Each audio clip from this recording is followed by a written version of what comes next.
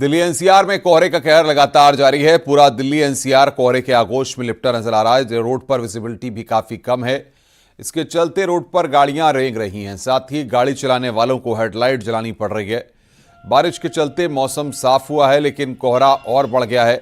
राहत की बात यह है कि बारिश के चलते हवा साफ हुई है, एयर क्वालिटी में थोड़ा सुधार हुआ है।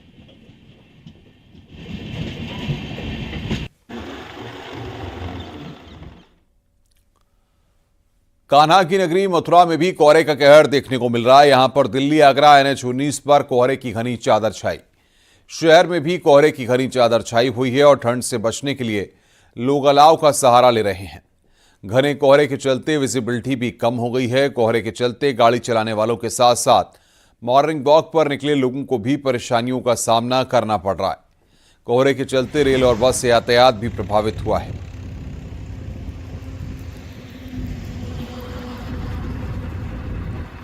ठंड बहुत ज़्यादा है। आज कल बारिश होने की वजह से आज बहुत ज़्यादा ठंड हो रही है और रास्तागीर सब परेशान है ठंड की वजह से। क्या क्या परेशानी आ रही है? ठंड से कोहरे में दिखाई नहीं दे रहा। 5 लाइटों के अलावा छठवीं लाइट नहीं दिखाई दे रही रोड पे। इतनी स्थिति खराब है आज कोहरे की वजह से।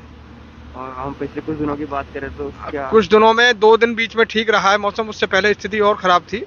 आज भी स्थिति खराब है और आज तो ज़्यादा ही कुछ लग रहा है कि खराब है।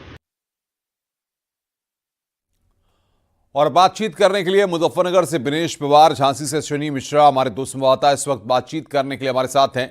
बिनेश, बताइए मुजफ्फरनगर में किस तरीके से मौसम है और सुबह की शुरुआत कैसी हुई है? देखिए, कल बारिश हुई है। बारिश की वजह से ठंड और भी बढ़ी है, मगर पिछले 2-3 दिनों के मुकाबले आज कोहरा कम है। चूंकि 2-3 दिन तक तो स्थिति ये रही है कि पूरा दिन कोहरा रहा और आसपास के लोग भी नजर नहीं आ रही थी, विजुअलिटी इतनी कम थी। अभी इस वक्त मैं रेलवे स्टेशन पर मौजूद हूं। आप देख सकते हैं मेरे पीछे तस्वीरों में किस तरह से सुबह सुबह समोसे और पकौड़े गर्मा गर्म तैयार हो रहे हैं और जो यहाँ लोग हैं वो बस का इंतजार कर रहे हैं, कुछ ट्रेन के सफर से जाने की तैयारी में है। मैं बात करना चाहूंगा, आप क्या कहेंगे पिछले 2-3 दिनों में और अब में ठंड कितनी बढ़ी है? नहीं, अभी तो 1-2 दिन से तो कम ही हो रही है। बारिश होगी तो थोड़ा डाउन है टेम्परेचर। तो पूरा कोहरा 2-3 दिन से कोहरा भी था, आज तो खैर गनीमत है। मौसम साफ है। कल परसों 2 दिन कोहरा ज्यादा था।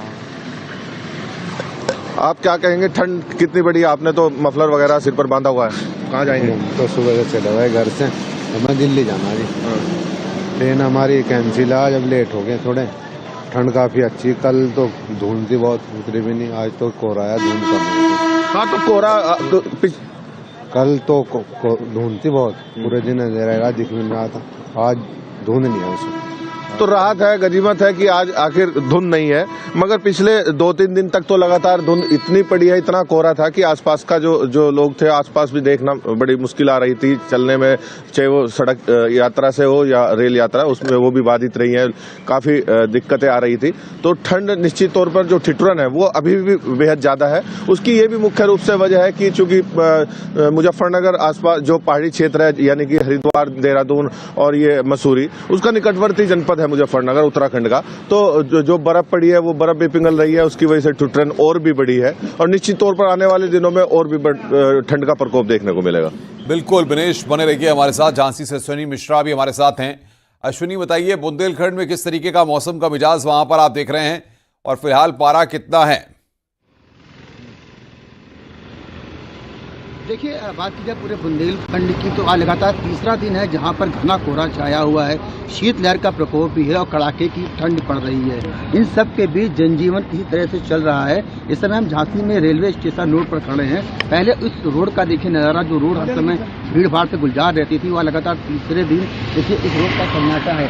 वजह बताएं क्या है? घना कोहरा, दूर दूर तक जहाँ भी आपकी नजर जाएगी वहाँ पर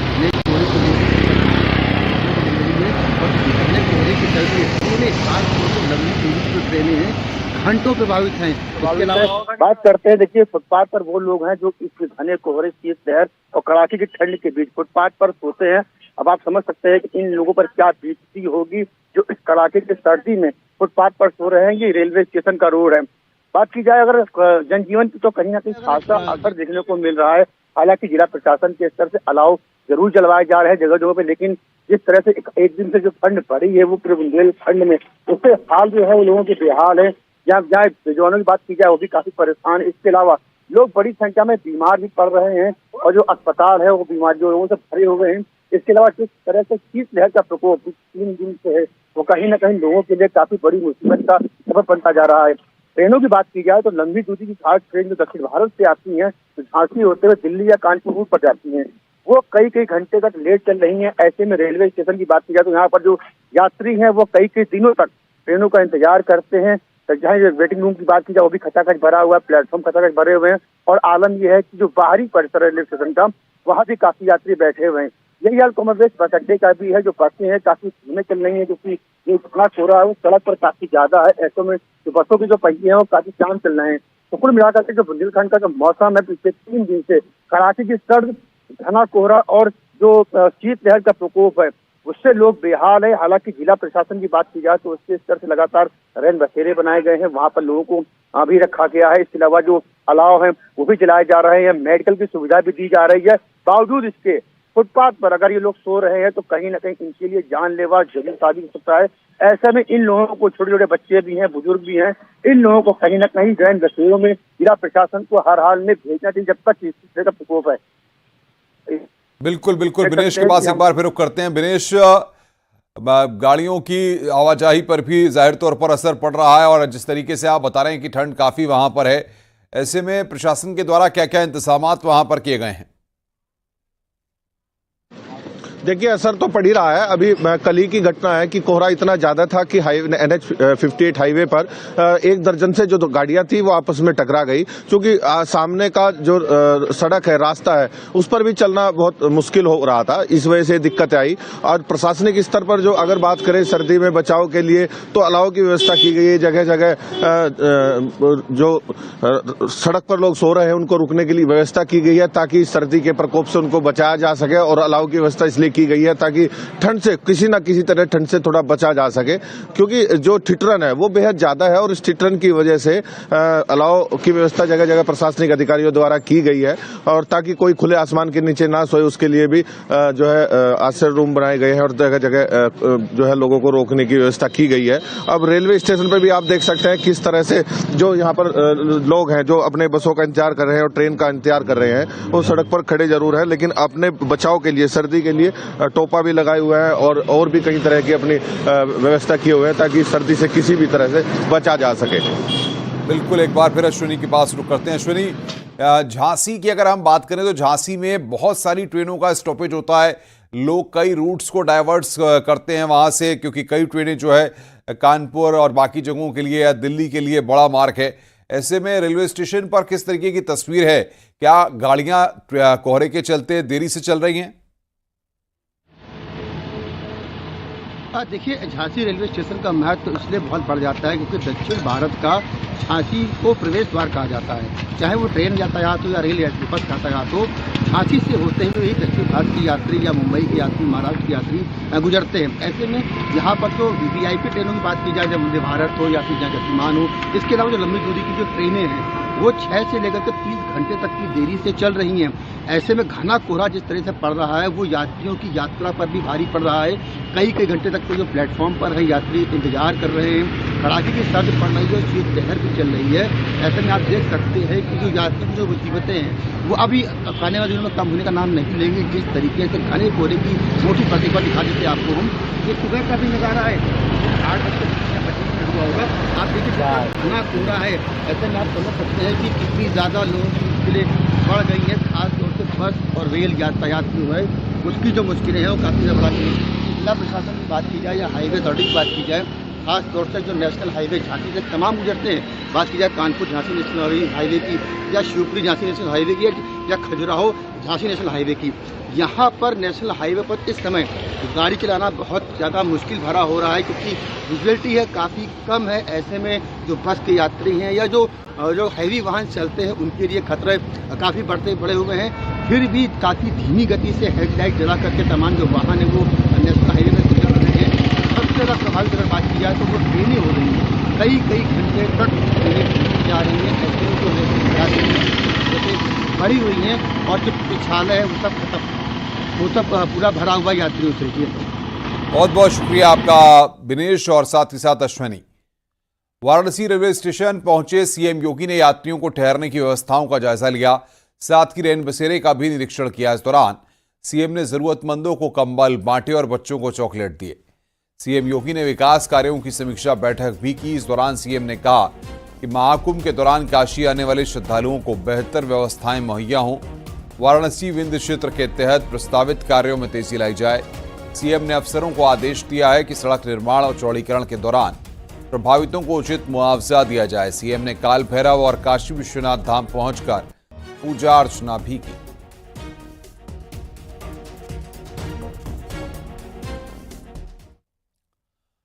संभल में बगैर नक्शा पास कराए मकान बनाने के नोटिस का एसपी सांसद जियाउर रहमान बर्क ने अभी तक जवाब दाखिल नहीं किया। लिहाजा सांसद के वकील ने कागजात जुटाने के लिए प्रशासन से और समय मांगा है।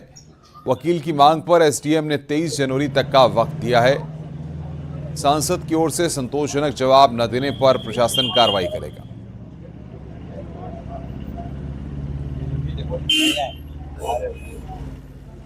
आज हमने अपना वकालतनामा दाखिल किया है जी।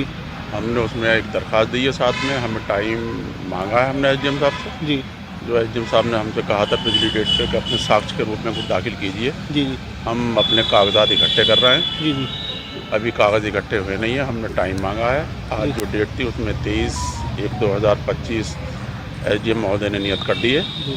हम पूरी कोशिश करेंगे कि पेपर अगर मिल जाते 23/1/2025 को अपना साक्ष्य दाखिल कर दें। उसमें उनके द्वारा एक और प्रार्थना पत्र दिया गया है जिसमें नया अधिवक्ता नियुक्त किया गया है और उन्होंने साक्ष्य दाखिल करने के लिए समय मांगा। कितना समय दिया गया मैडम उनको? उसमें उनको 23 जनवरी तक का समय दिया गया। अच्छा, 23 जनवरी के बाद अगर पूरा समय होने के बाद भी अगर जवाब नहीं दे पाते संतोषजनक, तो क्या कार्रवाई की जाएगी आगे? तो फिर हम उसमें जो हमारे एक्ट में प्रावधान है उसके तहत हम कार्रवाई करेंगे। इससे पहले भी उनको समय दिया गया था, तो उसमें अब कितना समय और दिया जाएगा? कितने बार नोटिस दे दिया गया था? अभी अगले बृहस्पतिवार को अगर उनका संतोषजनक साक्ष्य और जवाब नहीं आता है इसके उपरांत हम इस पर विचार करेंगे। अलीगढ़ की शमशाद मार्केट में मंदिर मिलने का मामला सामने आया, जहां एक शख्स ने अपने पूर्वजों की बनाई मंदिर को लेकर कब्जे का दावा किया है, जिसके बाद करणी सेना ने एसीएम से मिलकर मंदिर को कब्जा मुक्त कराने की मांग की है। आरोप है कि 125 साल सन 1899 में मंदिर और कुआं बनाया गया था, जिस पर कुछ मुस्लिम समुदाय के लोगों ने कब्जा कर रखा है। जिसके बाद मंदिर के संस्थापक अभिषेक अग्रवाल ने करणी सेना से शिकायत की। अब इस मामले को लेकर करणी सेना ने एसीएम से मिलकर जल्द से जल्द कब्जा मुक्त कराने की मांग की है। मुस्लिम समुदाय पर कब्जा करने का आरोप है।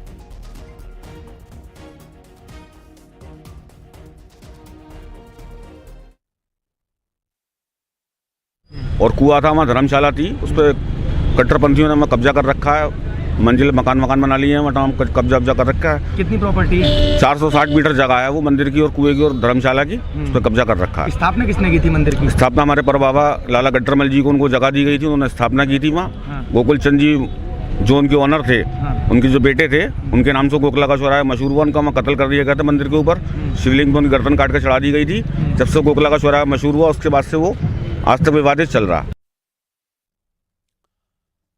कासगंज से खबर है, जहां पर शहर में सराफा कारोबारी की हार्ट अटैक से मौत हुई है। सराफा व्यापारी की मौत का लाइव वीडियो सामने आया। दुकान पर बैठे व्यापारी की अचानक हार्ट अटैक से मौत हो गई। कारोबारी अवधेश महेश्वरी को अचानक दिल का दौरा पड़ा था। दुकान पर लगे सीसीटीवी में यह हादसा रिकॉर्ड हो गया। कोतवाली सदर क्षेत्र के सोरों गेट इलाके का यह वीडियो बताया जा रहा है।